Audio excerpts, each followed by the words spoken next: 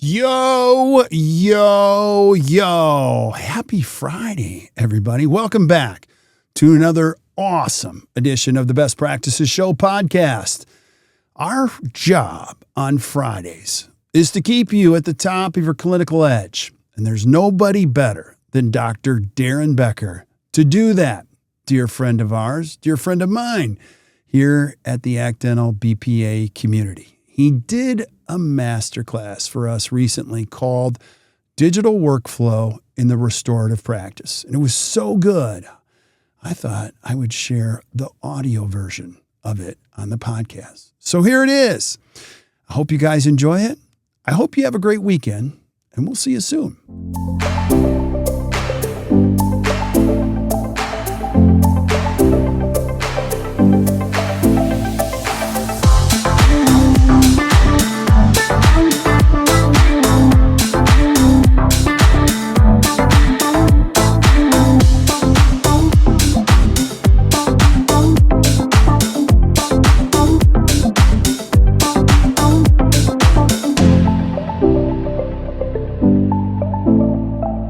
You guys are all in for a treat today. One of my favorite people in the entire world, not just dentistry, and I mean that sincerely. I love this guy.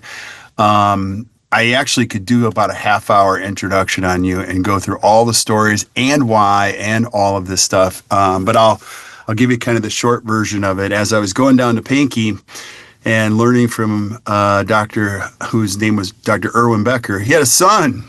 And I was like, this guy is great, and so we got to know each other, hang out.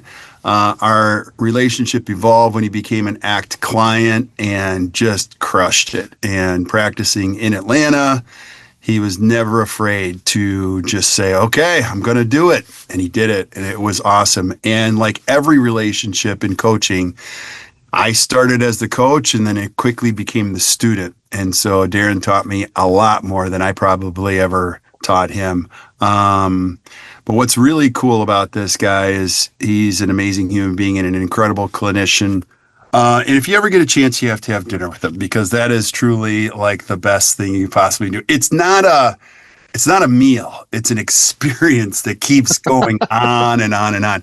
So the story around dinner is I got selected to speak at Hinman. And so he's like, I'm going to be your host. I'm like, how did you work that?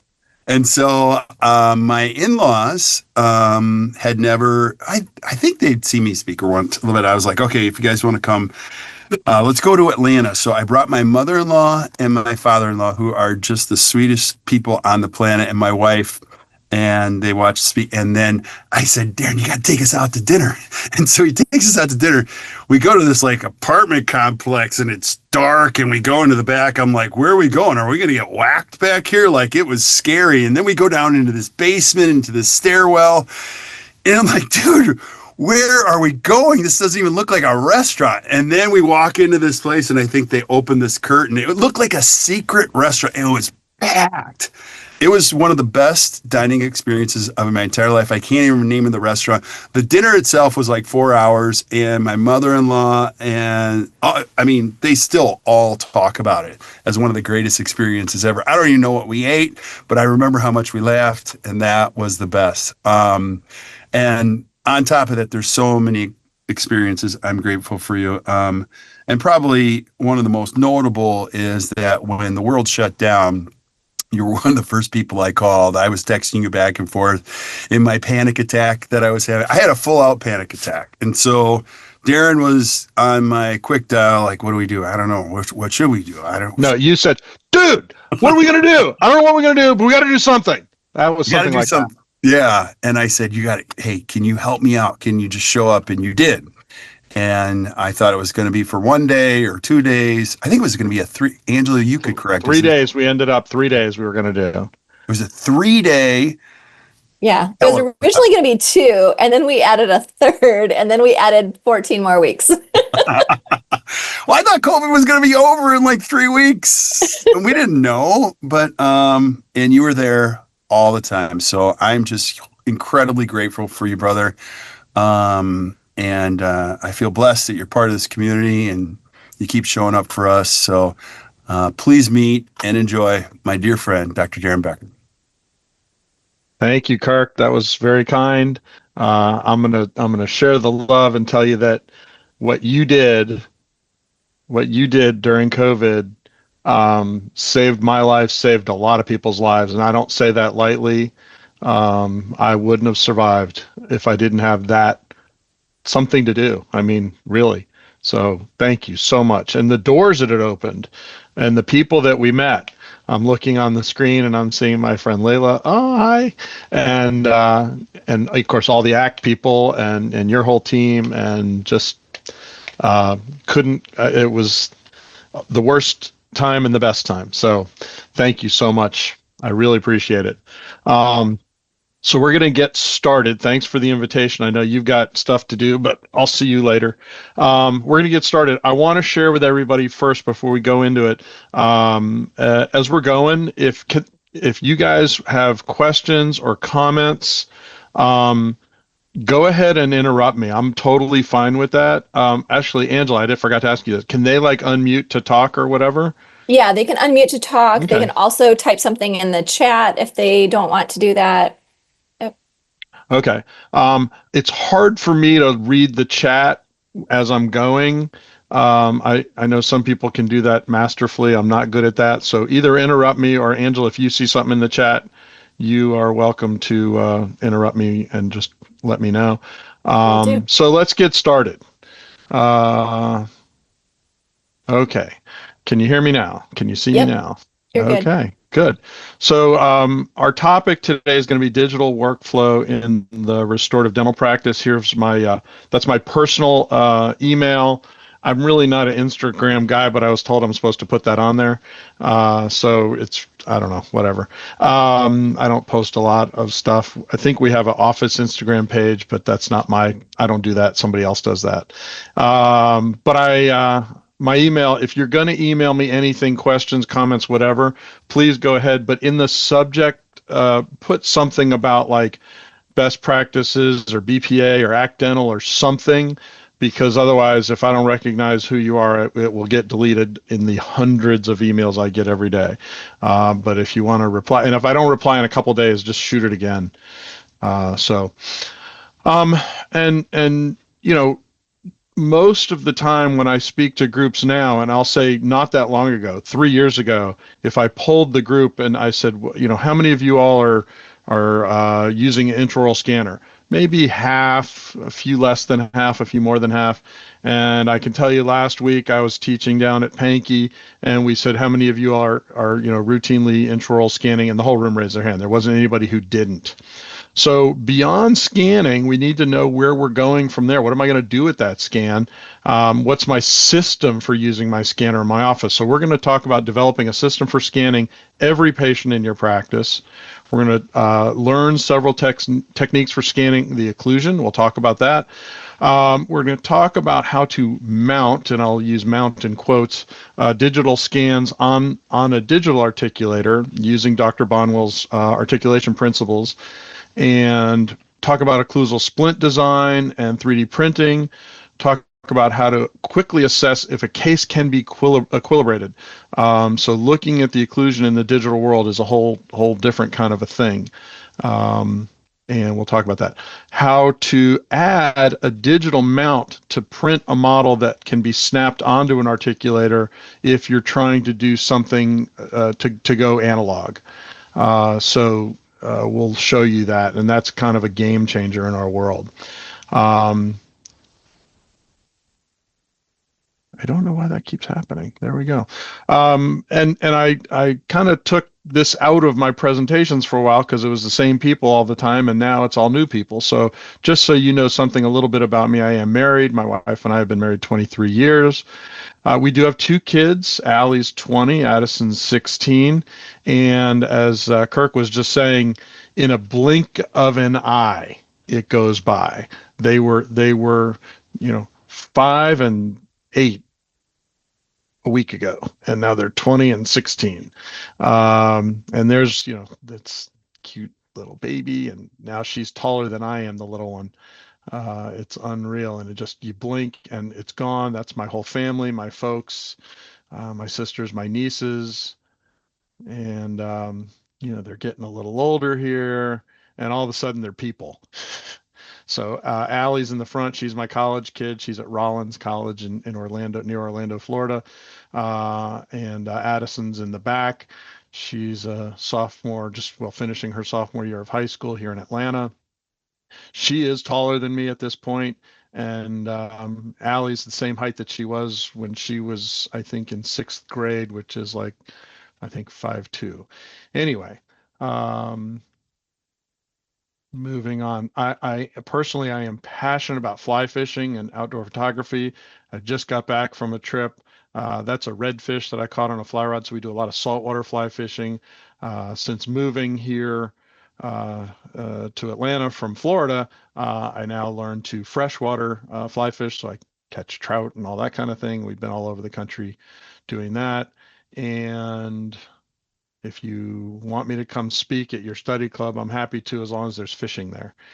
I enjoy golf. Calling me a golfer is an insult to golfers, but I really love like watching golf. So here's Kirk and I got to take Kirk to the Masters one year, and it was a highlight for, I think, both of us.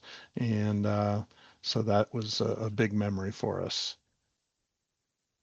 I'm a rabid Florida Gators fan. Those of you who don't live in the Southeast probably don't give a crap, but those of us in the Southeast, college sports, college football is everything. Our lives revolve around it. And, we're now a basketball school that, wins basketball championships. So we like to talk about that.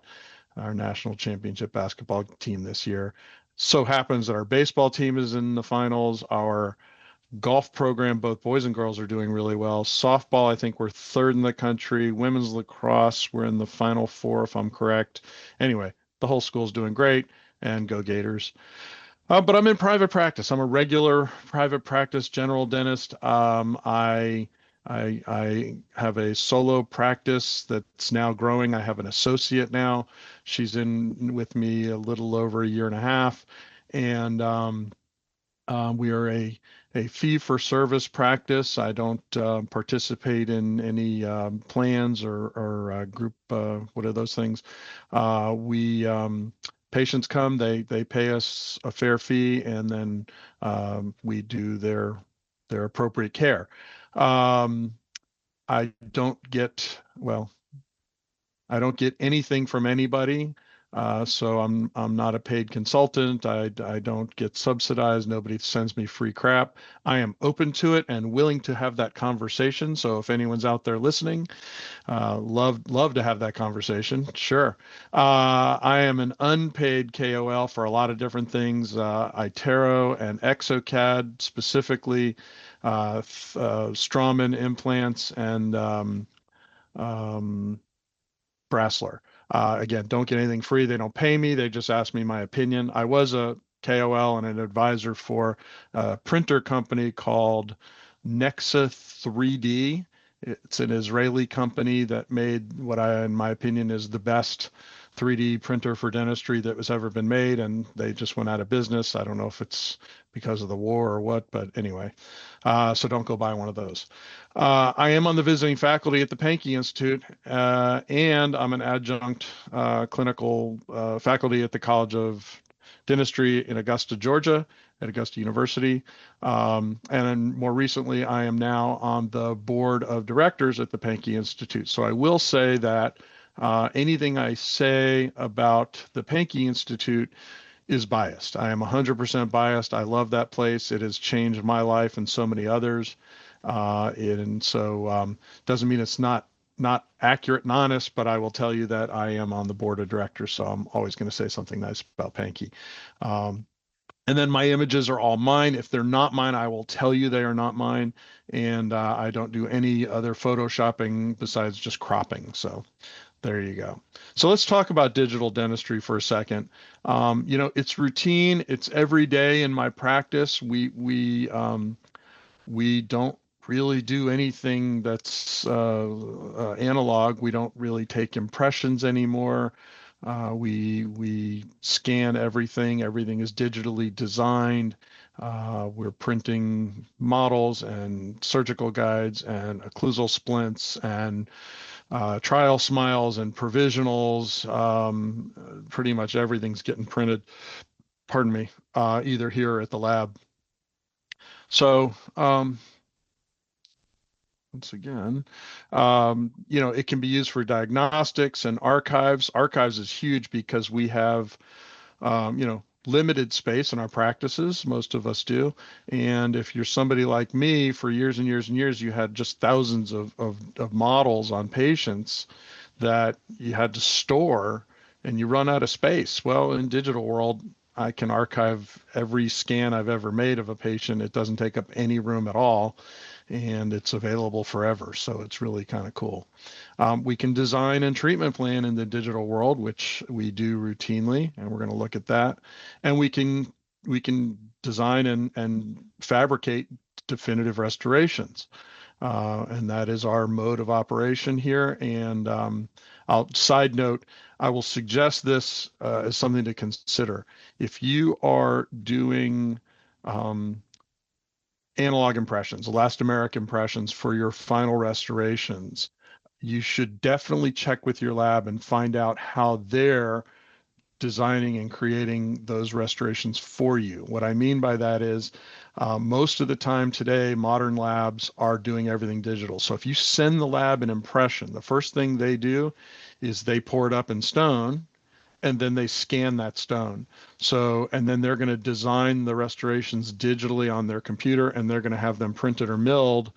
And so what you're starting with is like a copy of a copy, and you throw in opportunity for error and dimensional changes. So if your lab is doing digital design and fabrication, you should consider doing digital acquisition of the data, meaning digital scanning of those preps. And the opposite's true. If you have a lab that is a hands-on analog lab that they're hand waxing and pressing, or hand waxing and casting, those people are going to take digital scans and print or mill models. Every time you switch between one and the other, you throw in a risk of error. So either if the lab's doing digital, you should send them scans, and if the lab's doing analog, you should send them impressions. That would be my best advice.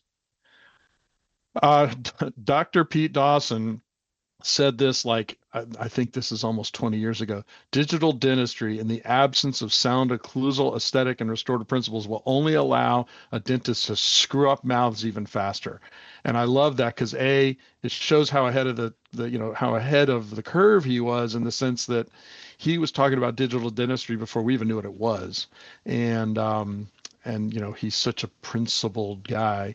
I'll do a shout out to him and say thank you for everything you did for me, Dr. Dawson. Rest in peace. And just so happens in this picture is John Cranham, sort of my partner in crime right now at Pankey, putting together our digital curriculum there. And so love to him as well. He's in Amsterdam right now lecturing. Okay, so let's look at a case. So one of the things that we can do with digital, and we're going to talk specifically about scanning, is the pre-op scan. So this is how a patient comes in, and he's looking like this, and we can go ahead and, Angela, I don't know why every time I blink it loses its connection for my keyboard, and I have to keep hitting a button. But so we can use it for diagnosis. So we're going to look at the scan, and we can look for things like wear, we can look at attrition, we can look at failing restorations, crowding, perio, all on a scan. We can see these things. Can't see root resorption on a scan, but this is where x-rays come in, and I just throw it in to say, we get in the digital world, we can't forget our principles. Keep doing your diagnosis. Do we see, by the way, this is digital dentistry because it's digital x-rays. Do we see these two root resorptive lesions on our PA? Maybe we do, maybe we don't. It's pretty subtle. But on a cone beam CT, we can sure see something going on there. And in that slice, we can see that. So, don't forget in your diagnosis, be complete, be thorough, make sure you're doing imaging and looking at all that. So in the analog world, we would make an impression. When you have multiple units, let's say multiple preps, Sometimes that's hard. You go around and you're injecting your light body on the margins, and you do one tooth, you do the second tooth, the third tooth, you get to the fourth tooth, all of a sudden there's a little bleeder. And what do? We do the same thing. We go ahead and we keep going, and we hope we get it. And sometimes you pull that impression and there's a defect in the impression because it's got blood on it. Excuse me. In the digital world, you go around and you start scanning, and if there's a spot that doesn't look good, you stop, you clean it up, you put some hemodent, whatever you do, you dry it off, and you go right back to scanning. If you end up with your scan and there's something you don't like, you can go trim it away and rescan it. It's brilliant technology for that, and I think it really can make a make a difference. You may have a variation in accuracy if you're not using a custom tray in the analog world. You have different thicknesses of material. You're going to have distortion. These materials shrink and expand, and you have to have the right timing, and you have to disinfect it, and all these things that you have to do with it that can affect the accuracy of it. There is a potential for distortion, as we just said, contamination. And the biggest one is no facial references. When your lab is looking at models, even on an articulator, and they're designing restorations or designing a wax up, they don't have the patient's face in there. And that's a game changer for us, and no ability to see bone. So with data stacking, we can, in the digital world, we can, put the photo, we can put the scan of the models, and we can put the CBCT even on that and look at everything all in one thing. So we use iTero. I said I'm a KOL for iTero. We just got the new Lumina scanner. It is unbelievable. Really super sharp images. From a patient education standpoint, I think there's nothing better than using a scanner. But we need to have a system for using these tools. These are just tools. This is simply a tool. And so in our office, our system is quite simple. Every new patient gets a scan, period. Whether they're coming in as a new patient through hygiene, whether they're coming in as a new patient with me for a comprehensive exam, we do an initial scan on everybody. It's the starting point. Again, patient education, diagnosing, treatment planning, and then later, as we start moving to anything that we're going to be doing, I've already got them. I've already got their scans in the system, and I can do whatever I need to do. So that piece of it's automatic. When we move into, making stuff, if you want to say that, so we're going to do whitening trays, or the patient needs a new, Essex retainer, or whatever we're going to be making, typically making things for, we've already got the scan. I can print the model, it's there. And then from a standpoint of follow-up, our kind of rule is every year to year and a half, we're taking a new scan in hygiene as part of our regular recare. The same way we update periodontal probing, the same way we update x-rays on some sort of a program for that, we are going to do a scan. And, this is the most amazing thing. By the way, all scanners are great. There are pluses and minuses to each one. They've all come so far that there's not one that's the better one and the worst one and whatever. They're all really, really good at what they do. This happens to be an iTero specific thing. They call it time lapse. I think time lapse is what they call it. But if you watch the thing on the left, what you're going to see, it's going to flash between 2021 and 2025 scans, and you can literally see the gum receding. And, the patient says, no, my gum's always been like that. And you say, well, let's look at that. And I don't even have to say anything. You just wheel the thing in front of them and you put that on there, and I'll do the one on the right, same thing. And it's like, man, you might be concerned about that. That's actually a change in less than 4 years, you are having pretty significant change. And it's the same thing with gum recession like that as it is with wear on teeth, migration or shifting of teeth, crowding of teeth. We can show them those changes that we know when we tell a patient, they go, no, it's always been like that. Really? I don't think so. And here they can see it. And it's really powerful. And, actually the patients get on and they start moving their their models on the screen, because everyone knows how to use a screen now. They know how to just put their finger on its touch screen and they can see that. So from a again, patient education standpoint, it's amazing. But if I don't have that initial scan and the follow-ups, I can't do this. So that's a huge thing for us. So that's part of our system. And then of course, we're scanning our restorative cases. Obviously, we scan the preps, we scan the provisionals on a complex case, and that's a way to communicate with the lab. And so that's all part of our system for using our scanner in our office. So this is just an example of an iTero scan. For those of you who don't, we do digital photos still. It's a really good way to record what we've got and to send to the lab the information. One of the things that the scanners don't do real well yet is motion. So here we see pictures of the patient like guiding or you're moving into a lateral excursive movement and showing the lab so they can see that in a photo. You could make a video with your camera. There are products like ModJaw that do jaw tracking, and you can use that.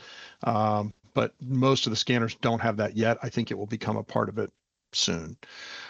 This is the typical scene at a modern day dental laboratory. So this is at CMR Dental Lab in Idaho Falls, Idaho, where they've been doing my restorations for over 20 years now. Matt Roberts is was the owner and main guy. He's sold the lab to his son, Mike Roberts. And I just don't have a fun picture of Mike sitting at the computer. But what you notice is not there is there's no stone, there's no articulator on the desk, there's no wax. It looks like an Apple store in their office. And this is how they work. And it's incredible to see that sort of workflow. And what we get from that is these amazing, you call it a wax up or digital design or digital smile design that they can do on the computer. It's efficient, it's effective, and it's just amazing. So this is kind of the next step in what we're doing. And like I said, they can do what's called data stacking, where they can put the photograph with the 3D scan of the teeth from the scanner, and even add the CBCT if they really wanted to, and do all of the design work. And so this is what's called multi-point alignment. So you click on certain points on the photograph, and then you click on those same points on the model, and the thing knows how to like mush them all together. And so the picture on the far right is that model in the face with the photo, and they can see things like the smile display, and you can do it on multiple photos. So you could, make sure that your smile matches where the lips are and where the eye level is and the horizon and all of these things that are so important. We try to find ways to send that information to the lab, and in the digital world, it just makes it so much easier. So now we have a design, and we can put that right in the face. Now, what's interesting is this picture is probably, I can't see the year on it, but it's probably a couple of years old. And the quote unquote wax up sort of looks like wax. And today they look like teeth. The software has gotten so much better. Now they just look like teeth. And we can see what you could never see with a wax up is, well, what did we change? Because you can toggle or slide the amount of translucency on this stuff, so you can turn the translucency down on your design, and you could see where the underlying teeth are. And we see exactly how much we're adding. That picture in the bottom right corner is using what's called the slice tool, where we can look at, how thick is the old restoration to the new restoration. And I can't see the number there, but it's, you can see that, exactly what you're adding, how much you have to prep too, so that you're not over prepping or under prepping. Because as you can see in this particular case, the patient's right side would need a little bit more preparation. And the patient's left side won't need that much because we're adding that much length. So kind of neat.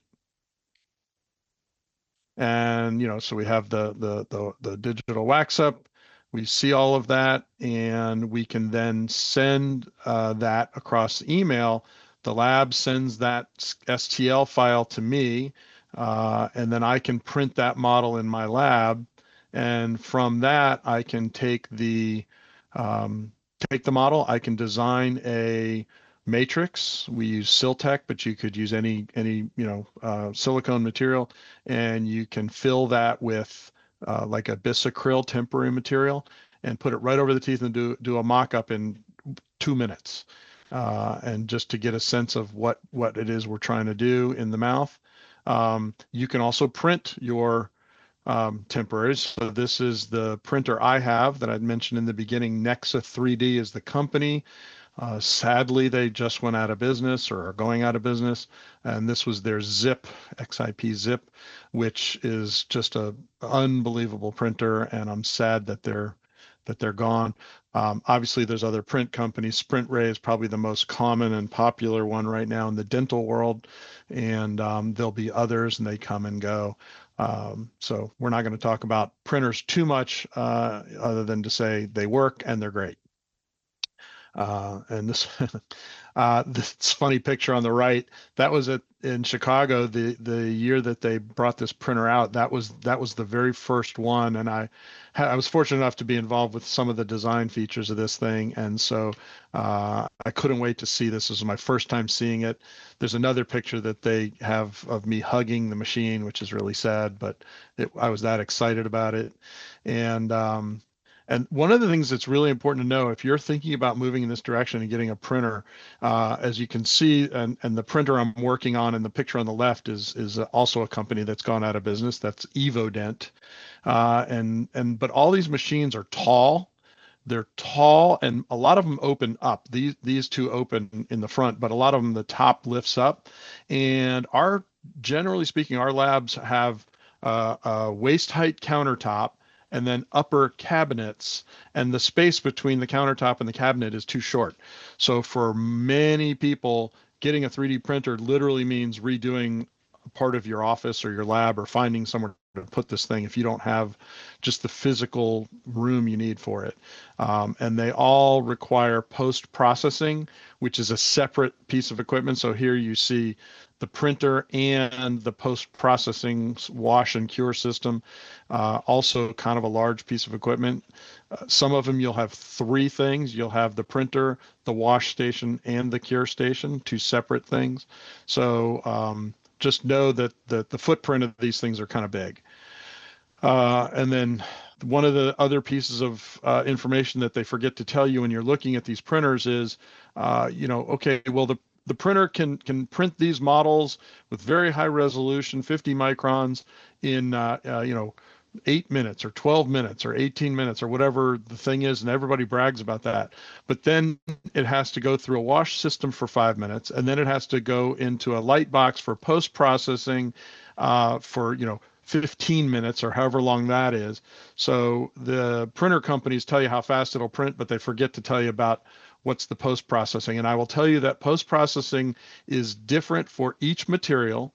So each, from a model resin to a splint resin to a guide resin, provisional resin, whatever you're using is going to have its own specific curing times for post-processing, along with whatever kind of light you're using. This is a high power multi-wavelength light that's really is supposedly a faster cure. And then my Nexa wash and cure light system is an LED light system, and it takes a much longer time to cure. But sometimes they say slow curing is a little better if you have the time. So anyway, just know that from a timing standpoint, that's the issue. And we get these models that are unbelievable. They can be very accurate, and they don't have to have the little layer lines that we used to see when you print these in higher resolution. And we're printing everything in higher resolution now. And you can use them like any other model you would use. Again, you can make a matrix. This is this tech. I forget what this material is, but and we do a bilaminate matrix. So we make a matrix in a traditional way, and then we actually reline it with a wash material to pick up all that detail. And when we have that matrix system, and I like to trim out the interproximals, well, and taking it to a crazy level, you can do what are called staged models, where if you're working sequentially on a patient, you can have a matrix that has, let's say, your front 6 teeth or 8 teeth that are waxed up with your posterior teeth unchanged, like in original preoperative form, and the matrix fits really well. And then when you go to do the other, the posterior, maybe you're going to do one side just for simplifying or for patients, time and cost to let them spread things out. We can have a matrix that fits, let's say, the front teeth that have been prepped and provisionalized, and one side that's still pre-op and one side that's the new design, or however you want to mix it up. And it's really kind of a cool way to do it. But we're going to take that matrix, we're going to fill it with a bisacryl, like I said, we're going to fit that over somebody's teeth, and in 2 or 3 minutes, we have a mock-up on the teeth. And particularly if we're adding, it's an additive case where we're changing vertical, it's just such a sweet way to do it. That then becomes a prep guide. So we prep right through our mock-up, and we know exactly what our reduction should be. And it really is a cool way to do things. So here's the mock-up, or as Christian Coachman calls it, the motivational mock-up or trial smile. And so no prep on these teeth. We've just simply got the wax up or the digital design. We made that matrix. We filled it with a bisacryl, put it on the teeth, and he can look at it. And he can say, oh, that's exactly what I wanted, or, oh, that's not what I thought this was going to look like. And you can get a lot of feedback, and you can play with those, and that can become a really helpful tool in your planning and patient education on their case, whether they aren't sure what they want to do. I'll use an example of patient wants 6 veneers, and we wax up 10, and we show them the mock-up of 10 on their smile, and they look at that and they love it and it looks great. And then we pop off the bicuspids. So it's back to the original 6 that they wanted. They can see where the buccal corridor is deficient, and they get to make an educated decision. Nope, I want to stick with the 6, and I understand that the buccal corridor is going to be, kind of deficient. Or no, I don't like that. I want to do more teeth, and I want this built out so that it looks a certain way. So the ability for them to preview that is huge. We then prep the teeth, and then we use that same design to make provisionals. And so these are the temporary restorations on his preps, and he gets to wear those. We can test out phonetics. We can test out the aesthetics, all the function. We can make adjustments to that. And once the patient and we have approved those provisionals, we do a new scan of the provisionals, and the provisionals then become a prototype, and that prototype is going to guide the lab in making the final restorations. And what the lab actually can do is they can take those approved provisionals and sort of copy them off of the provisional scan and paste them right onto the prep scan. So here's the prep scan, and what we get back is final restorations in, these happen to be Emax, lithium disilicate, could be zirconia, could be whatever your material choices, that are just literally duplicates of those approved provisionals. There's no guesswork. There's no like, well, I didn't think they would look like that, because they've already gone through that in the provisional. So you get to do the case a few times, once in the design phase, once in the prototype phase, once in, and I should say, once in the design phase, once in the trial smile phase, mock-up, once in the provisional phase or prototype phase, and then the final is in the porcelain. So really a cool way to do things. And he was super happy, and that just is so predictable. You go from there to there. And I love predictable. Predictable is fun. So let's move on and look at using a digital articulator, because that's where, oh yeah, Angela, go ahead. Before you move on, we do have a question in the chat about kind of who's doing what. So the question says, do you have auxiliary team members who support these systems, or is it all you? How much commitment you versus the team? And the answer is it is up to you. So, and your team. So in my office, I will tell you that what we started doing when we started doing this, and I will tell you, we have been digitally scanning every restoration we've done since the first iTero came out, and I don't remember what year that is. I'm going to say it was like 2007 or 8, something like that. I forget exactly when it was. I might be wrong on the year, but so we've been doing this a long time. And what we did was the scanner just replaced the impression material. So we scanned the case and it got sent to the lab, and everything was done at the lab. Um, we didn't have a printer. We weren't designing anything. I didn't have any software. And so that was the beginning. And you can still do that. You have a scanner, scan your case, you send it to the lab, they do everything, and you get stuff back. We then moved into printing, and so we got the printer. And by the way, so who scans? Everyone. Everyone's trained to scan. It's that important. Hygienists scan during hygiene recare. Assistants scan when we're, doing any kind of restorative work, or if we need, anything that, whitening tray, whatever it is, the assistants do that. I will scan, so I'm proficient with it. It's not one of those things like I probably couldn't take a really great impression with alginate anymore because I haven't done it in 100 years.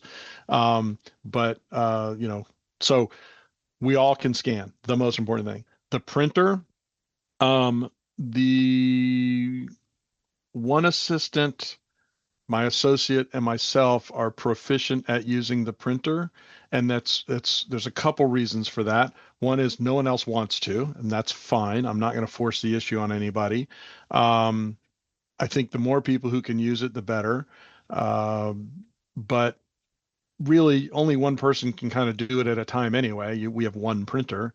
And so it's sort of the sweet spot for us, but you can do it any way you want. We started using the printer, and the way we were using the printer was we scanned people, we printed models if we needed to make something like a whitening tray or an Essex retainer. Thank you. You're welcome. Thank you. Yeah. We print models when the lab does a digital design like you just saw. So instead of having them ship me, they print it and ship it to me, we just got emailed the models, and then we would print them, and we could make our matrices. You can have the lab make the matrices for you. You don't have to make them. And now we have software. So we're going to get to software in a minute, but what your lab is using is what's called lab design software. And it's either one of 2 or 3 products right now, 3Shape Lab Design or ExoCAD design softwares are the big players. There's a couple others out there, but most commercial or, dedicated labs are using one of those 2 softwares for the most part. And we decided to get into that game for a couple of reasons. One, so we would have some control over things, and it helps us communicate better with the lab. We can do design work. We're designing splints. We'll get to all that. So who's doing that? Myself and my associate for the most part. I would say it's kind of the same thing. Who's doing wax up in your lab, in your office, if you actually are doing any design work in your office? Probably the dentist is doing it. Maybe you have an assistant, or if you have a lab assistant that's doing that, but you get to choose that. I hope that answers that question. And one more, what is Yeah. your opinion on scan path for wand scanners? For example, what protocol you teach your assistants, and is that iTero specific? Yes. So scan pattern, that's an excellent question. Each scanner has its own preferred scan pathway, like how you capture the data. The software is specifically written to do it in a certain way.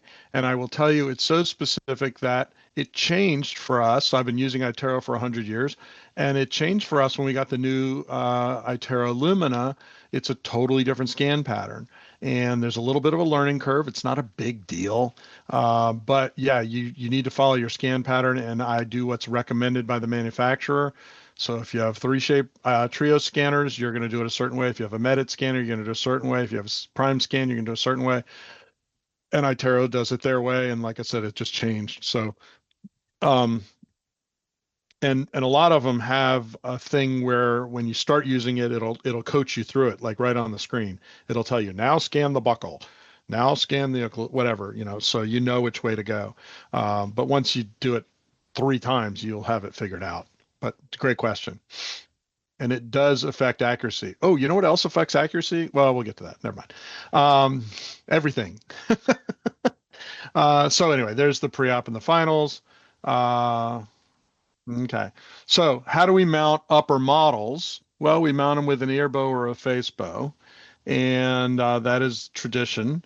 There is the Kois dental facial analyzer, which is what I think a lot of people are using today. It's what we're teaching at the Pankey Institute. John Kois came up with this thing because of the studies from Bonwell that found that when they took thousands of people and skulls and whatever, they found that the distance from the hinge axis in the condyle to this incisal edge of the upper central was about 100 millimeters. And within just a few millimeters difference, unless you had some really statistical outliers. And they found that little bit of difference really did not make a clinical difference. We just don't see a difference with it. And so as much as I'll say the classic prosthodontic literature talks about, face bows, and back then they were actually determining the actual hinge axis and making tattoos on people's skin with markers and really dialing it in. And then we got to the ear bow. The ear bow is it's an arbitrary face bow based on the same principle. And John figured out how to use the dental facial analyzer, which is the exact same thing, but you don't need to put anything in the patient's ears to get the same result. And we can do the same thing in the digital world. So in all the design softwares, the AI is built in to do this. You click on 3 points or you line it up with a photo, and you can instantly, in seconds, put models on a digital articulator exactly how they are in the face, and it's very cool. So we data stack with photos, and if you get a CBCT data stack, now you're literally putting it in the patient's skull where it is in the real place, and you line the articulator up. And I would tell you that most people don't need that level of detail for it before it makes a difference, again, unless they're a statistical outlier. So if you have somebody that happens to be huge or really small, then it might make a difference. So these slides are from John Kois. From John Cranham. He just talks about how we got to this point. And so this article from 2015 is the study that John Kois did. And what they found was they mounted all these, patients, and all the plane angles matched the patient, and they were within this, very small statistical range. And it was just incredible to see that it works, because at first it seems like it shouldn't work, but it really does. And it's that 100 millimeters. And so we have the studies to show. Here's the main thing. We don't see a difference. There's zero difference in accuracy when we mount using the digital Bonwell point, or using an ear bow, or using an actual physical Kois dental facial analyzer. So it works. That's the main thing to know. And it's so easy. It's frightening. So this is using 3Shape design software. And what you basically do, that plate represents the dental facial analyzer. So we're moving the plate to the incisal edge. And is that video playing, Angela? Good. And so you get it all set up, and he's just spinning it so you can see it. But essentially the articulator is attached to that plate. So those models right now are exactly in space, lined up with the articulator, 100 millimeters from the hinge axis of the articulator. And that is now mounted. It's done. That's it. So maxillary cast using that magic Bonwell point. The mandibular cast, everybody says, what about the bottom? So the mandibular cast is mounted wherever you scanned it. So when you scan upper and lower scans in a patient's mouth and you scan their bite, if you scan them in MIP, then this will be an MIP. If you scan them in a centric relation or seated condylar position with the first point of contact, this will be mounted there. If you scan them with an open bite, if you're using an anterior deprogrammer or anterior jig, Lucia jig, then it's going to be an open bite. So the lower is where you scan it. The upper is positioned based on this deal. And in 2 seconds, it's mounted accurately, and no stone. You don't have to wait for stone to set. You don't have to pour stone. You don't have to trim models. It's like, yay. It's awesome. Totally awesome. So, like I said, the lower you're going to use, bite records. We do buccal bite scans in the digital world. You can do it in MIP.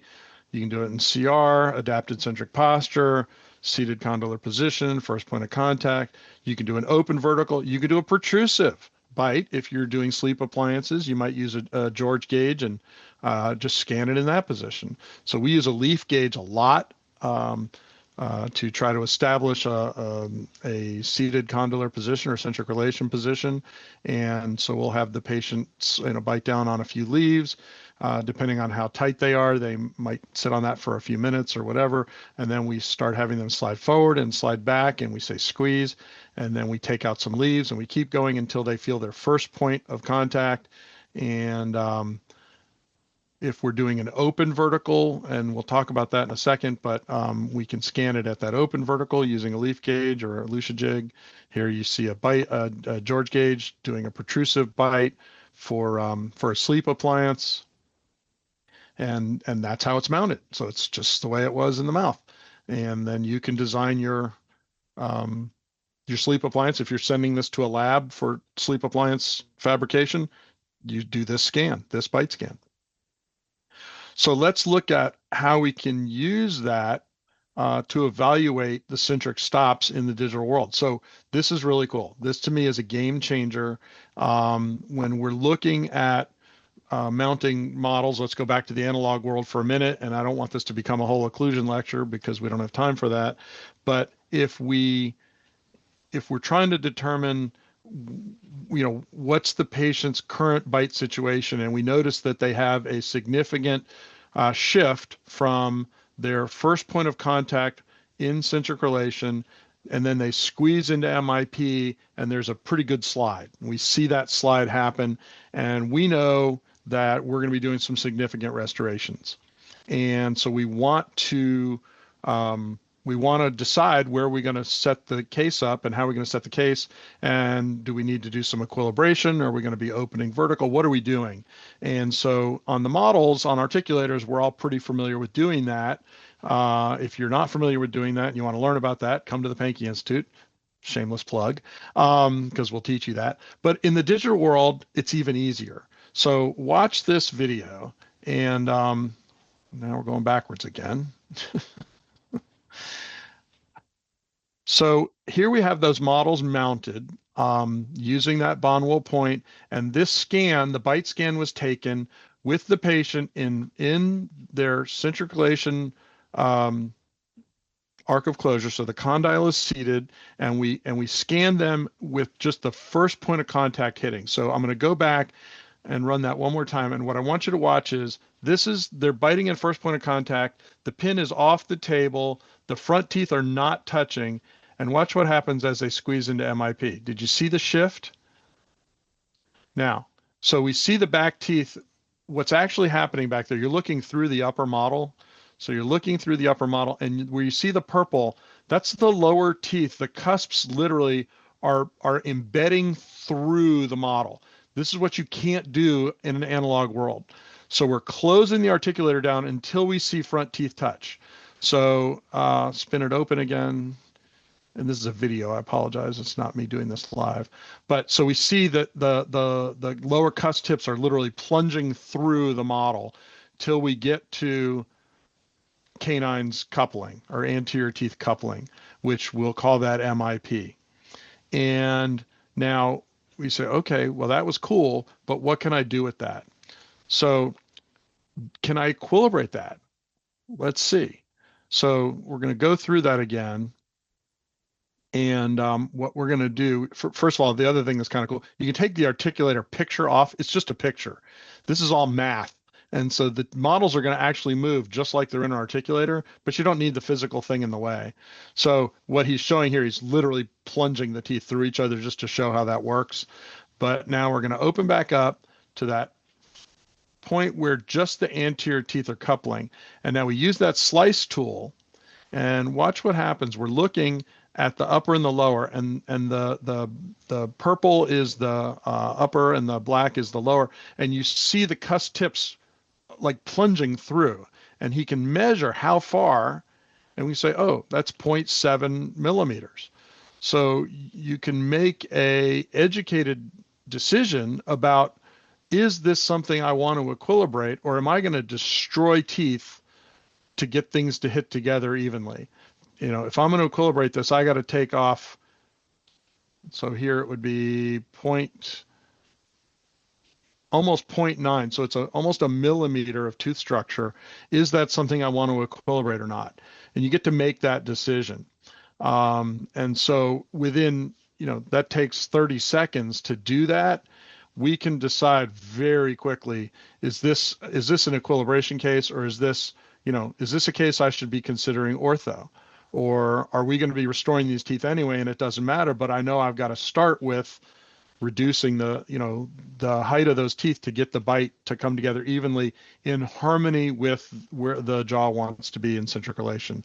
So just a total game changer for us to be able to click here and go, all right, that's 0.9 millimeters. Yeah, I'm probably not going to equilibrate that. That's a lot of grinding. Or you might be comfortable with that. I'm not going to tell you what to do. I'm just going to tell you that that's how we can check it. So it's really an amazing tool. In the old days, what we used to do is we Pindexed the models, and we would section the posterior segments and take them out, get the anterior guidance figured out, and then you put the lowers back in and they're way open, and you had to grind on the lower and upper posterior teeth to get everything to come together. That's how we learned how to equilibrate. But today with this tool, you can just push the teeth through each other and see that. So going from digital to analog, that's where the puzzle gets interesting, because at some point we are working on human patients. So if we could stay in the digital world all along, it'd be awesome. But at some point you got to go back to the patient, to the analog world, and either make something that's going to go in their mouth or do something in their mouth. So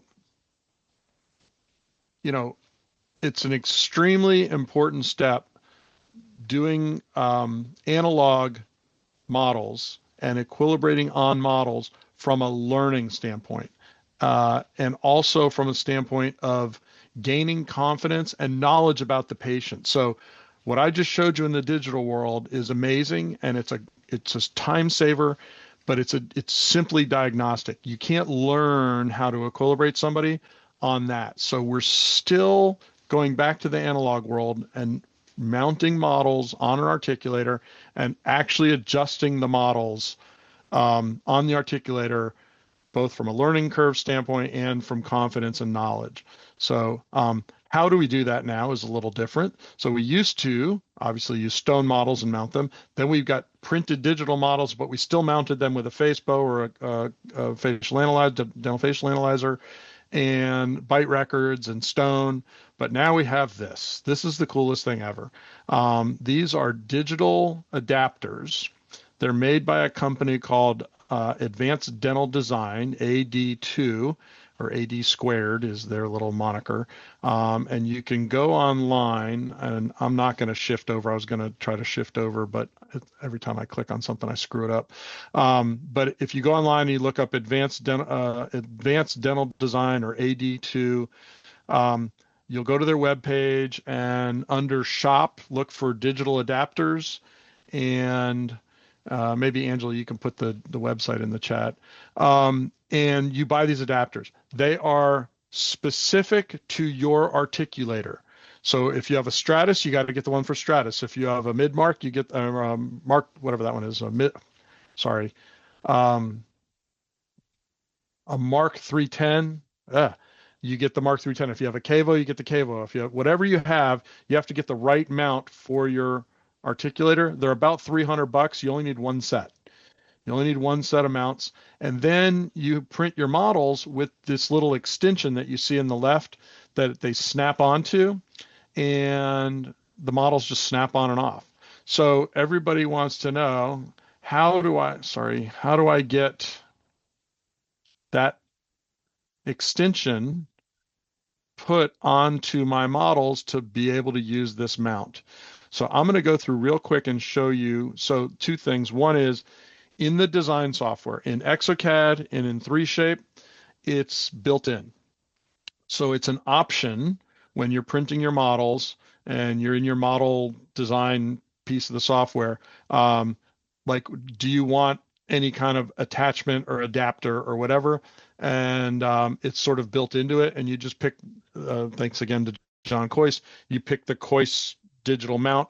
The files, if it's not in your software, in the AD2 Advanced Digital Design website, when you click on your articulator, there's a whole bunch of instructions and downloads for the software, and it's quite spelled out and pretty easy.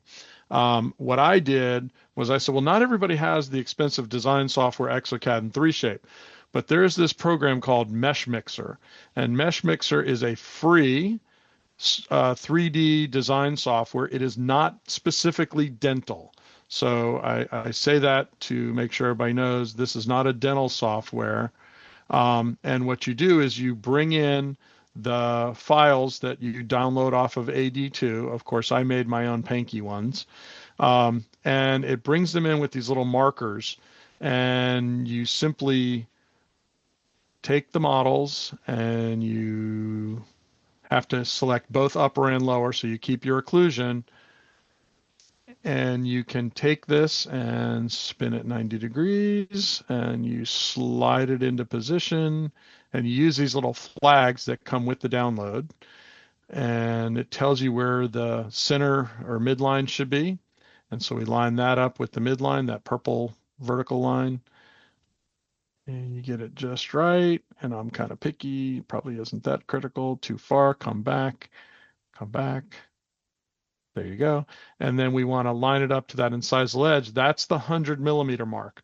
So that incisal edge thing is set right at 100 millimeters. So we bring that right up to that line, and you have just positioned your models onto this digital mount.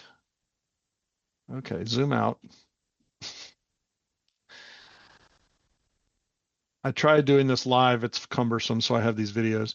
And so it's now mounted to those to the file that is those digital mounts that have that extension that snap into those pieces. Now, the way I do it in Mesh Mixer, I've got to do some trimming, and I'm not going to go through the whole thing, but basically we're going to go in and we have to do what's called a plane cut to cut that excess off, so that the models will sit flush on the digital adapter.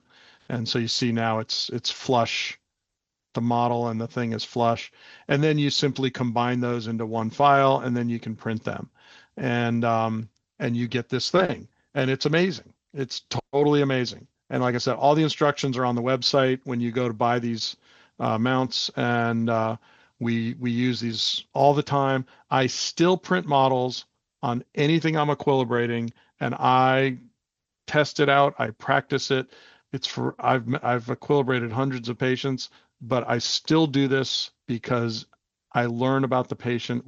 I'm not surprised when I get to the mouth, and it is really at this point the only thing I'm printing models for and putting on these digital mounts is trial equilibrations.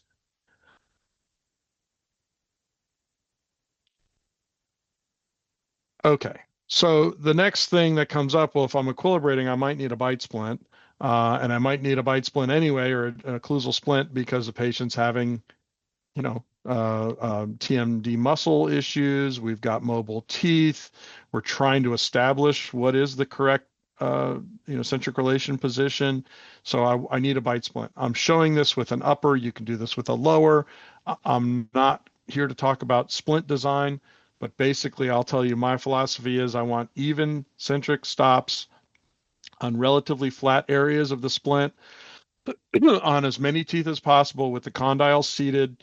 And I want immediate posterior disclusion with an anterior guidance that is as shallow as possible that will accomplish that.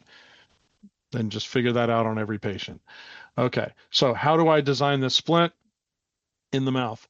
So, this may be kind of where we want to end up, but in exocad, which is the software I use, excuse me, you have to fill out a prescription form. And there's a whole process of doing this prescription. It's the least intuitive thing I've ever seen. You click on a tooth and then you tell it what you want to do, and then you click on the rest of the teeth and how we're getting the models used in digital impression scan. And we finally save it, and then we get to design it. It's really weird. But once we get into the design world, and let's slide into that, you're going to first pick a path of draw. So that's that green arrow. And we're going to set some parameters. We're going to trace our outline of our proposed occlusal splint, and it makes you this thing. What I have learned is when it comes in, it's really kind of wrinkly. And if you start manipulating this and adding to it to get your contacts or adjusting it, it adds wrinkly. And so I don't want wrinkly. So what I'm going to do is I'm going to start off smoothing what the AI gave me. By the way, I assume that very quickly the AI will do all of what I'm about to show you, and maybe there are some softwares that do that. But what I'm doing is I'm taking the smooth tool and I'm just smoothing this out. So can you see how much smoother that is now? It's not wrinkly. And I'm going to do the whole thing. I'm paying no attention to the bite. I'm just smoothing out what I got. And now I'm adding my centric stops. So I know where I want them on these cuss tips. And so I'm using the add tool, and I'm just filling in to create a nice flat landing area for those cuss tips. And I want to get all of those filled in. So I'm going to fast forward a little bit. So now we're starting to get more and more contacts. I still don't have anterior coupling, and I'd like to try to get that in a class 1 occlusion, which this is. So we're adding more and more, and we're getting it filled in, and you at some point can get to where we now have even centric stops in the back, maybe not quite even yet, but we'll get there. And we're still trying to create our anterior guidance and not too heavy in the front.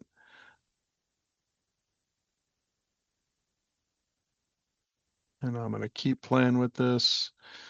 And it takes a little patience and a little time, and more you do it, the better you get at this. And again, you can design it any way you want. So I don't care what kind of splint you want to make. It's the same concept. And now I've got my splint pretty much how I want it. And now I want to put it on an articulator and see how's the function on it. So I'm going to fast forward. Well, I'll show you this first. So we're going to mount this on the articulator. We're not going to use a photo or a CBCT because this patient is a totally normal sized person and there's no need for it. I showed you the 3-shape one where you line it up to those little pads. You can do that here, but I also can click on 3 points. I can click on an incisal edge. So this is how I pretty much mount all my cases. Click on incisal edge, click on a cuss tip on the left side, and it's telling me what to do, by the way. So I'm going to pick which cuss tip is kind of in line with the occlusal plane, and I'll pick the same one on the other side. And then don't blink or you'll miss this. Ready? Oh, it's mounted. So like boom. Now notice that the models are not in contact. There is space between the upper and the lower. I think that, not just I think that, they've done studies, the most accurate position to mount your models, upper and lower models in, is in whatever position you're going to be treating.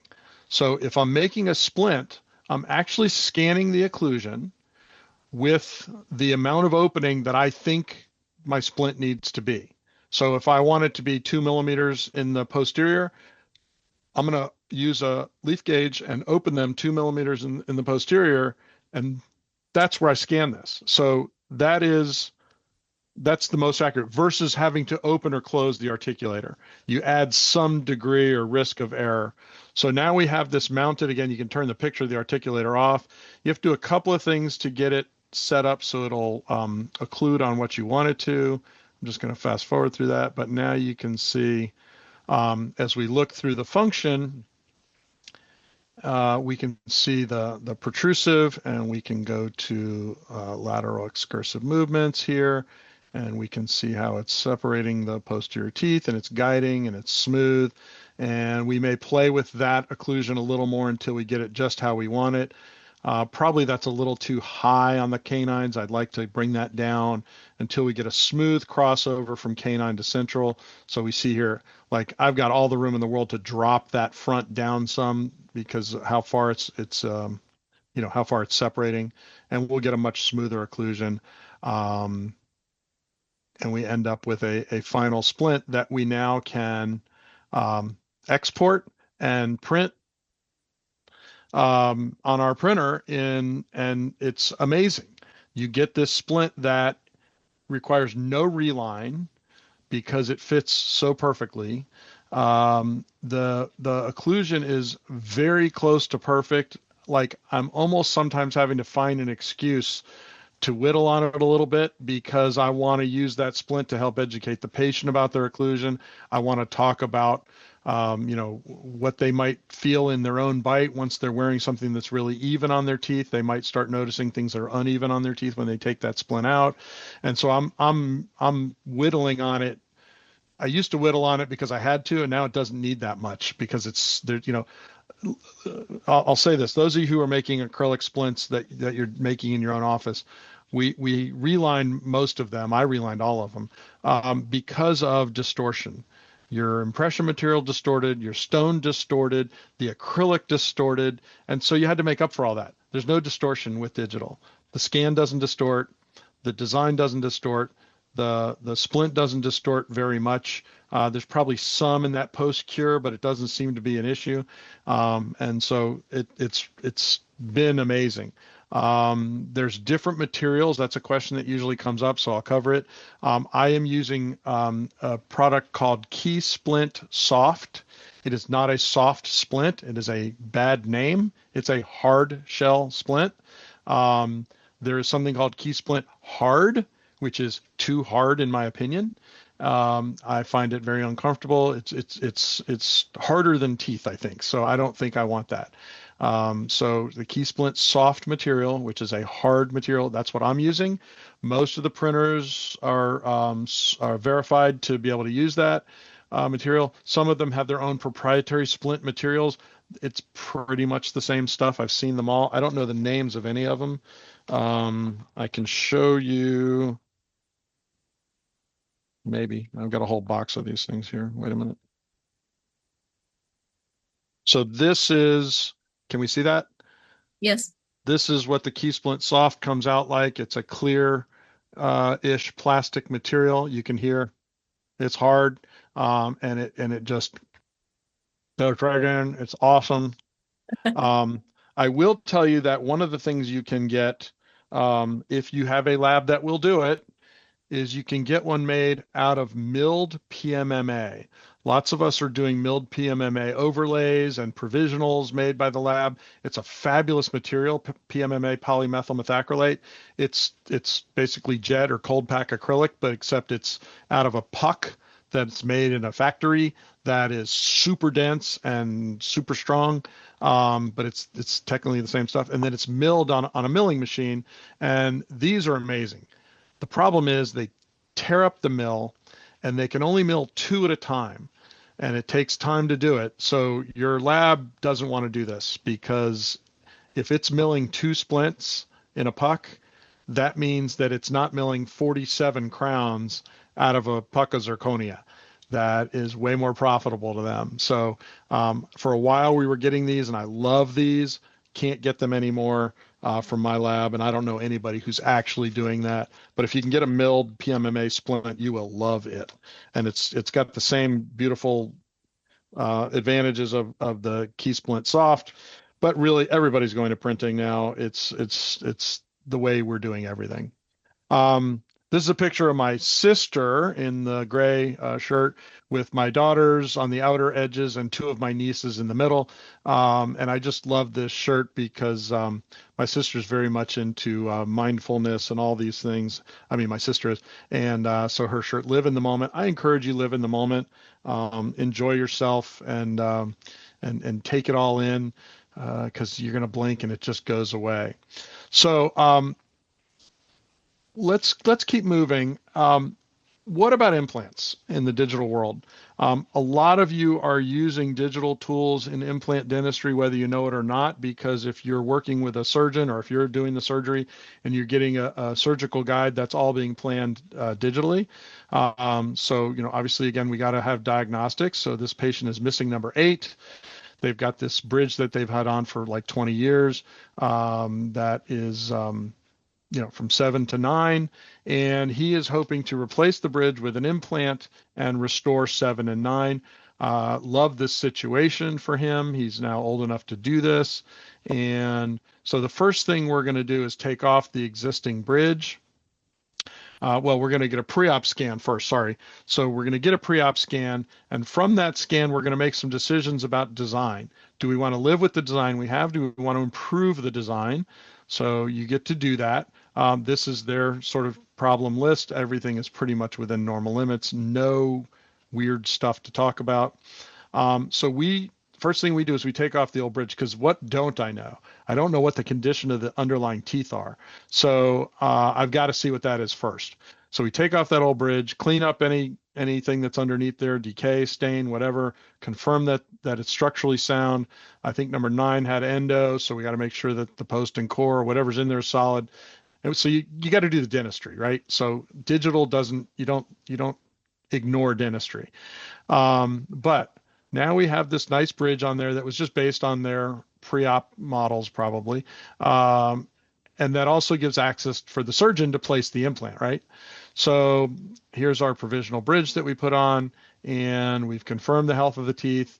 And this is on with temporary cement so that the surgeon can take that on and off. We go to the lab. We send the lab the photos, the scans. This is that meshing of the photos with the models. We do some design work. Matt does some beautiful design work, some improvements we can make over the original design. And the patient gets to preview that. I get to preview that and approve that. Occlusion is always critical. These are my Bibles. Comprehensive Occlusal Concepts in Clinical Practice is my dad's book, and Dr. Dawson's book. I guess Dr. Dawson's book is the Old Testament, and my dad's is the New Testament, or something like that. Anyway, which is kind of funny, but whatever. So we get CBCTs. We do some digital planning. You might use a company to do this. You might do this on your own with your surgeon. It's based on not where it's based on where the teeth go, right? So we've put the new teeth in this thing, and we are going to position the implant based on the restorative plan. And we want the screw to come out through the lingual, so we can use a screw retain restoration. And so that's all part of this idea of digital planning. So we have the implant in, we can get a surgical guide made, and now it's a pretty predictable situation. The implant has been placed. The implant we had to do some connective tissue grafting in this case, so that it was actually 2-stage surgery where they cover it up. Now we're uncovering the implant. The surgeon actually comes to my office and does the uncovering, and they do a little punch, and we put in a temporary abutment. This is a Straumann implant. We take our temporary abutment, and now we're going to convert to an implant provisional, because we need to sculpt the tissue. So we make a screw retain provisional that has proper subgingival contouring to support our tissue. Remember, if you over contour it, it's going to throw the gingival margin apically. And if you under contour it, you can get that gingival margin to come down some. So we're going to play with that until we get it just how we want it. And here we have our implant provisional on number 8 and provisional restorations on 7 and 9. We start having a conversation about 10 around this time. What do you think about 10? Do we want to leave 10? Do we want to change 10? Our provisional is sculpting the tissue. We can see it's a little too low. We want to raise it up a little bit. So we're going to add some subgingival contour pressure and get that tissue to move. And we wait a few weeks, and boom, there it is. And we love it. And he's now saying, oh, well, 10 looks a little bit weird. So maybe, I don't know. We're still talking about 10. And maybe our midline's not quite canted properly. So we're looking at what do we want to change? What needs to be improved? And he's looking at it. We're looking at it. The lab's looking at it. So we go back to the lab and we do a new design based on the provisionals, what we didn't like, what we do like. We did end up adding 10. He decided he wanted a veneer 10 just to get a more symmetric look. He thought the look of 7 was better than 10, so that's what we did. And this is that new design. We're going to take that, make new provisionals. We're going to scan the provisionals. We're going to scan the preps, scan the implant with a scan body, and this goes to the lab. The lab can now marry the approved provisionals with the preps. Now, I will tell you this. So if you go back and forth between digital and analog, you increase your risk of error. So we're doing all of this digitally. None of this has been done on a model. The lab does then print die models and mounts them on the articulator simply to kind of double check everything. They're not making anything on these models. So I want to be really clear about that. So we're going to check contacts and we're going to check occlusion and function on here. If anything is way off or way weird, we assume something's not right in the printing, so we don't start grinding things off. But generally speaking, these drop in and they look great, and it's little rubber wheel adjustments. But so don't go back and forth. Don't scan and design and then go back to models and make something on models. That's where things get kind of screwed up. And we have our final design, which we think looks really good. Of course, he had to grow a beard, and why do patients do that? And here we see our final porcelain restorations. He did decide he wanted to go a little lighter. He's going to do some whitening later. I would have rather him whiten first, but he didn't. And but you notice the texture. I want to point out the texture. And these were, by the way, so these are all zirconia. Actually, no, this one was zirconia abutment with Emax crowns and veneers. I don't like to mix materials, especially in the interior. So if I have a zirconia crown, I'm not going to also do lithium disilicate crowns on other teeth. I'm going to keep them all in the same material. But in this case, we did a zirconia abutment on a tie base with Emax lithium disilicate veneers. Not my norm, but pretty nice result. He was super happy with it. Functionally, it was great. Delivering these cases, I can't reiterate this enough. When you go from the analog world to the digital world, the amount of adjustments you're going to do in the mouth go to next to nothing. It's amazing how accurate this is. So everything we're adjusting in the mouth is going to be like rubber wheel adjustments to just lightly address a heavy contact or a heavy occlusal spot, but they're pretty much dialed in. It's amazing how accurate this stuff is. So you can see that detail in there. I'm going to zoom in, I think, a little more. Yeah, look at that anatomy. That's what makes teeth look real, right? And so people say the digital design stuff looks fake. This you can design this in the software, but a lot of this is what the lab ceramist does after the restoration's been fabricated. So in their final detailing, they're putting all of these features in, and not everybody wants or needs this, but boy, does it make teeth look real instead of fake. When they're just perfectly smooth, they look so fake. So I love that. I think it's cool. So I'm going to end with this, and it's my best day in practice so far. And we all have our best days. Your best day might be the day that everybody at the end of the day, you gather in the conference room or something and we high five because we just knocked it out of the park and everybody's feeling great. And that's kind of what we want every day, right? the best day might be the day you seated those amazing veneers on this really beautiful lady, and just she was so happy and you were so happy, and just everything came together perfectly. Yeah, it might be the day you made a ton of money. That might be your best day. I don't know. It might be the day that you got those Masters tickets that you got to use to take your friend Kirk Barrett to the Masters, from your patient who had access to that. It might be the day that you weren't in the office. You were at the Hinman Dental meeting and you took your team and you guys had a ball and you learned some stuff and you heard Kirk lecture and it was all great. But it might be the day that someone, you changed someone's lives and it affected you emotionally. And those are pretty magic days as well. So let's look at this. This is a lovely situation where we use digital dentistry with intraoral scanning and digital design and modern 3D printing and created something that I don't think we could have as easily done in the analog world. Could probably still do it, but this was, I hate to say, easy. So this is a lovely young lady, 16-year-old. She came to us. She has ectodermal dysplasia. All of her teeth are weird. They have bad enamel. She is congenitally missing a ton of teeth. I'm going to show you the x-ray in a second. Her lower, she is missing all of her lower teeth except for her second molars. On her upper, she is missing 1, 2, 3. Well, you'll see here. Where's the x-ray? She is missing. So she's basically got her centrals and her one bicuspid and her molars, second molars. Actually, those are probably first molars.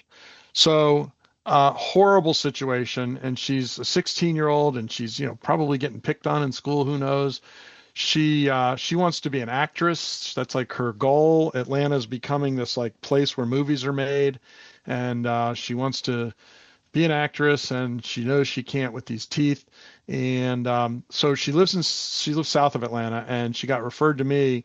The dentist she was seeing made her these lower mini implants, temporary implants, whatever you want to call them, and made her this lower denture that fits onto those and fits onto her molars, and she's totally fine with it.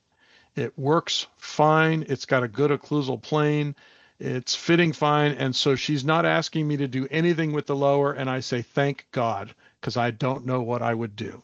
I thought this was a very eloquent solution for her lower.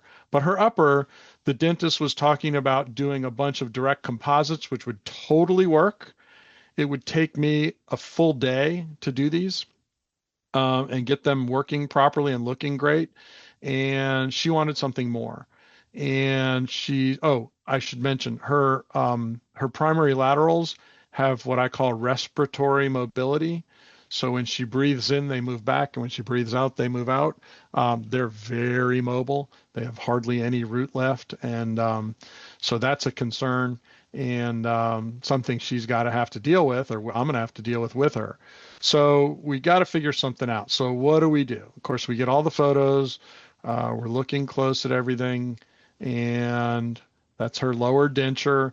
It actually sits over the posterior molar teeth that she has. So they're like these little like metal coping, or not metal like shells that fit over for her vertical stop in the back. And then she has those 2 mini implants that are holding the thing in the front.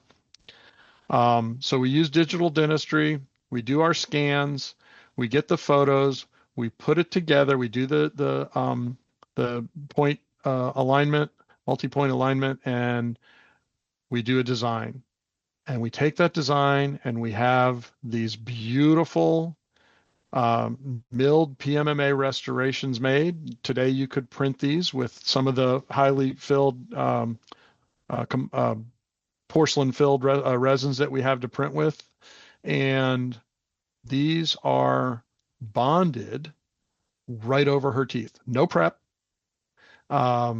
We did have to take the laterals out. You can see, so this was the day we took the laterals out. She came in, took the laterals out, and we bonded this thing in.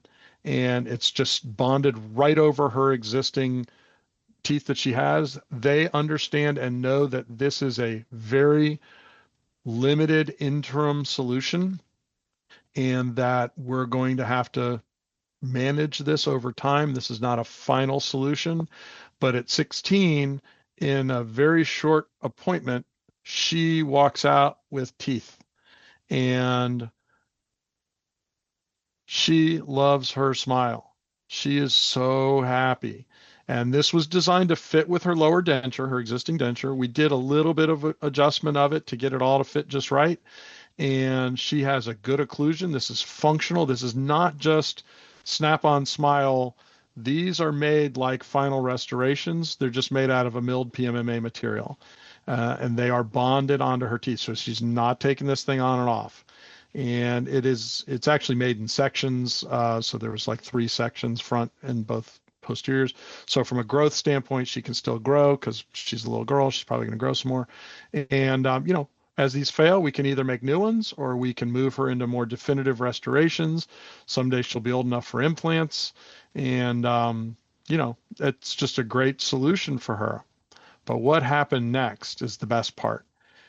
She got a role as a recurring extra in The Vampire Diaries, which is filmed in downtown Atlanta. And I can't say that she got that because I made these teeth, but it probably didn't hurt.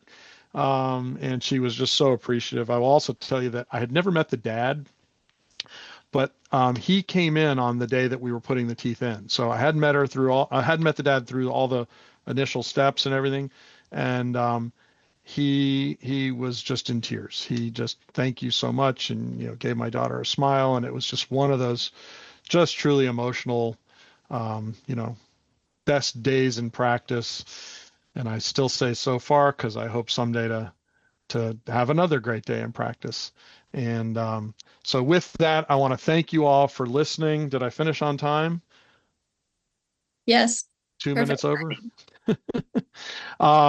Thank you guys so much. This was great. It was so good to be back with ACT and BPA. And it's been a minute since I've been with everybody. And so thank you. I will stop sharing my screen, and I will open the floor to questions if anybody wants to say anything or awesome. communicate or argue or oh, good Lord, are you serious? I'm looking who's on here now. Hi, Gary. Hi, Hugh. Hi, Daren. How are you? I'm good. How are you? Good. Space. Well done. Thank you. Did I miss anything? Not that I would have caught. In an hour and a half. That was awesome. And if you want to know anything else about the technical side of the dental side of what I talked about, come to the Pankey Institute. That's Gary's the director of Essentials curriculum there, and one of our faculty, and I'm one of the faculty. And concepts, one of the things I led with was without good sound principles, occlusal principles, aesthetic principles, functional principles, digital dentistry is just going to let you screw people up faster. So you got to know how to do the dentistry first. And but the digital can really make it a lot more streamlined and I think easier and better. So I did notice that Dr. Zade had a question though. What'd you bond on that PMMA with? Oh, what did I bond? I don't remember, but I'm going to say it was probably what I did was I did a full etch. I applied adhesive, and then I used it was something that was auto cured because I had some areas that were probably too thick to light cure through. I don't remember which dual cure resin cement I used, but I don't know. I don't remember what I was using. I'm sorry. Today I would probably use the Variolink aesthetic dual cure. That's what I use today, but I don't remember what I was using. Cool. Thanks for putting me on the spot, though. And you had another question too. Do you want to unmute, or do you want me to read that one about the bite splint? Great job, Daren. That's fantastic. And thank you, Gary. Nice to see you, Layla. Yeah. And if you want to learn Good to anything see you. about photogrammetry, ask this lady. Oh, thank you. I don't know anything about photogrammetry. Thank you. Well, you What's did your a question? phenomenal job. I was curious about for your bite splints, and I know that depends whether you're milling your bite splint in PMMA or you're printing, but generally speaking, what do you like to set for your offset, and how much undercut do you like to? So it's a great question. Thank you for asking. So these are parameters in the software that you get to select. And what I would tell you is I kind of like to look at the teeth. So it's not one setting. If somebody has really sort of contoured teeth, like bulbous teeth, you know what I mean? I might change my offset to a little bit more. So I think the standard is like 0.3. I don't know if it's 0.3 or 0.03 now that I'm saying it, but it's 3, whatever the 3 is. And I might increase that a little bit if I've got like really bulbous teeth or really crooked teeth. That's kind of like your digital dye spacer, I'll say it that way. And if you go too low, it'll be too tight. You won't get it to seat. But that, I apologize. I can't remember if it's 0.3 or 0.03. If anybody knows, tell me. But I know 3 is kind of the magic number I shoot for, and I might jack it up a little bit. And then the second thing I look at in undercuts is this a perio patient that has like massive undercuts that I want to make sure I'm really free of? I might only allow, 0.2 or 0.3 of a millimeter of undercut for engagement.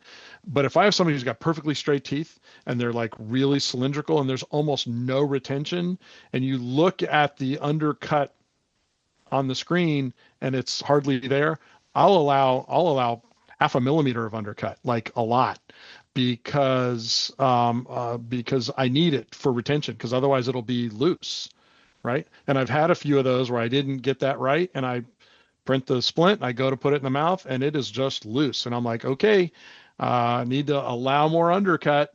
And the other thing on some of those cases, I'm finding I'm doing a little bit more coverage onto the buccal. So my acrylic splints almost never had buccal flange, because I would reline them and it would get like locked into the interproximal. With these, because I'm not relining them and I don't have any of that interproximal locking in, I sometimes have to have what I'll use a term from removable partial dentures is I need a reciprocating arm. So I'll have it come across the buccal a little bit more than usual to give me that retention. And I've had a few recently for whatever reason that I had to go back and redesign and reprint, but it's so easy, it doesn't matter. By the way, how many splints can I make by hand at a time? 1. How many splints can I print at a time? Well, I design them one at a time on the software, but I load up the build platform as many as I can fit. I can print 10 or 12 splints at one time. And so I come back to the office from being at home overnight, and the printer was printing all night, because that might take a couple hours. And there's 12 splints ready to go. And all I have to do is, trim off the supports and get it ready to go. And it's a very efficient workflow. So I love it. It's great. Thank you for asking. Thank you so much. That's awesome. Cool. If anybody else has any questions, go ahead and unmute yourself or put them quickly into the chat. I also posted the CE link and code in the chat also, so be on the lookout for that. If you miss it, just email me, Angela at Act Dental, and I can help you. Yeah, that was awesome, Dr. Becker. I'm just amazed how far we've come and what's possible. I'm reading through the chat real quick because I didn't look at it at all, and I just want to make sure that there aren't any. I'm the guy that's usually in the chat making all the offhanded comments, and no one really. That's really embarrassing. I was hoping people would have something to say. Anyway, thank you again so much for having me, and I really appreciate it. This was fun. Good to see everybody, and hope to do it again soon. You got my email if you wanted to email me anything if I can help in any way. And yeah. Awesome. Thank you so much. Thanks, Thank everyone. you.